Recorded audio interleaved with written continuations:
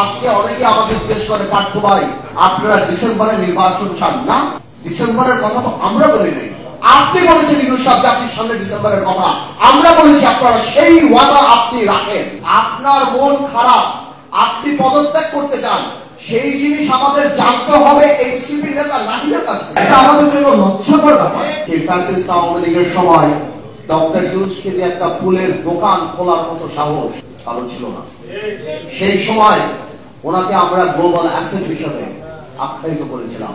আমরা যখন জেলে থাকি, জেলের থেকে আমরা যখন শুনি ডক্টর ইউনূসের উপর এই দায়িত্ব দেওয়া হবে, আমরা আনন্দিত হই, আমাদের খুশি লাগে এবং সাথে সাথে হোপ দাঁড়ায় বাংলাদেশের একটা ভবিষ্যৎ নিয়ে।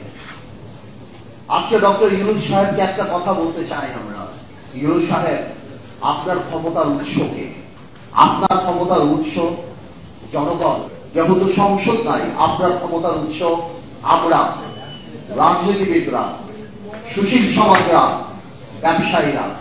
আজকে আপনি যে সংস্কারের কথা বলছেন, সাধারণ মানুষের কি সংস্কারের একটা প্রস্তাব আপনি নিয়ে আসছেন? আজকে 28 লক্ষ মানুষ চাকরি হারিয়েছে বাংলাদেশে, ওই তার সংস্কারের তো কোনো কথা বলে নাই। আজকে ব্যবসায়ীরা হাহাকার করতেছে, এনপিআর দিয়ে এবং বিভিন্ন সংস্থা দিয়ে তাদেরকে শেষ করে বলাচ্ছে, গার্মেন্টস বন্ধ হয়ে যাচ্ছে, ওই তাদের কোন কথা বলার কোনো জায়গা নেই।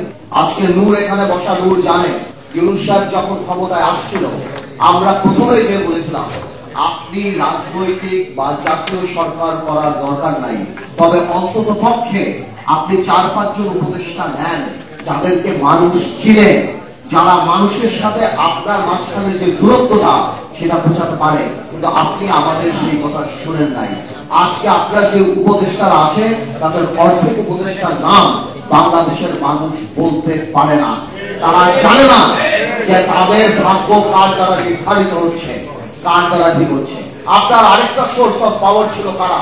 আপনার আরেকটা সোর্স অফ পাওয়ার ছিল, যেটা আমার ভাই রাশেদ বলে গেল, যে আর্মি আছে। কেন আর্মির এইভাবে কথা বলতে হয়?